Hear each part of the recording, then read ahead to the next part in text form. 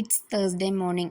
காலையிலே சன்லைட்டோட தான் டேவே ஸ்டார்ட் ஆச்சு. ஸ்கையுமே பார்க்க அவ்வளோ அழகாக இருந்துச்சு அந்த ஆரஞ்சு கலர் ஷேடோட.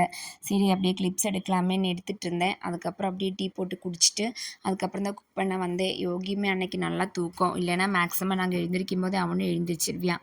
அவனும் தூங்கிட்டு இருந்தேன்னா நானும் கொஞ்ச நேரம் அப்படியே ரிலாக்ஸாக பொறுமையாக டீ குடிச்சிட்டு இருந்தேன்.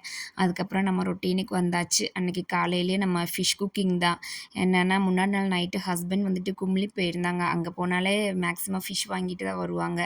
ஸோ வாங்கிட்டு வந்து அவங்களே எல்லாமே க்ளீன் பண்ணி ஃப்ரிட்ஜில் வச்சுருந்தாங்க. நம்மளுக்கு க்ளீனிங் வேலையை மிச்சம்ன்ட்டு காலையிலே ரெடி பண்ணலான்ட்டு எல்லாமே பார்த்துட்டு இருந்தேன். ஃபஸ்ட்டு ஆக்சுவலி மதியம் குக் பண்ணலான்னு தான் பிளான் பண்ணியிருந்தேன். அதுக்கப்புறம் ஹஸ்பண்ட் வந்துட்டு ஒர்க் விஷயமா வெளியே போகிற வேலை இருக்குதுன்னு சொன்னாங்க. ஆஃப்டர்நூன் லஞ்சுக்கு இருக்க மாட்டேன்னு சொல்லவும், சரி நம்ம காலையிலே ரெடி பண்ணி வச்சிட்டோம்னா அவங்களும் சாப்பிட்டு கிளம்பிடுவாங்கன்னு காலையிலேயே இங்கே சாப்பாடு, மீன் குழம்பு, ப்ரான் இருந்துச்சு. ஸோ அது தொக்கு மாதிரி ரெடி பண்ணிடலான்ட்டு அதுதான் போய்கிட்டு இருந்துச்சு.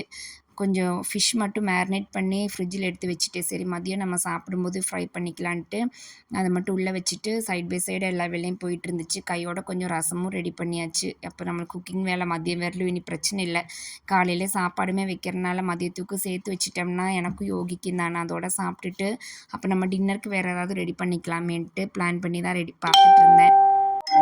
ஸோ நம்ம குக்கிங் வேலையே முடிஞ்சிருச்சு. அன்றைக்கி காலையிலே நல்லா சூப்பரான மீன் குழம்பு, ப்ரான் தொக்கு, ரசம், சாப்பாடுன்னு நல்லா செம்மையான ஒரு பிரேக்ஃபாஸ்ட்டோட கம்ப்ளீட் பண்ணிட்டோம்.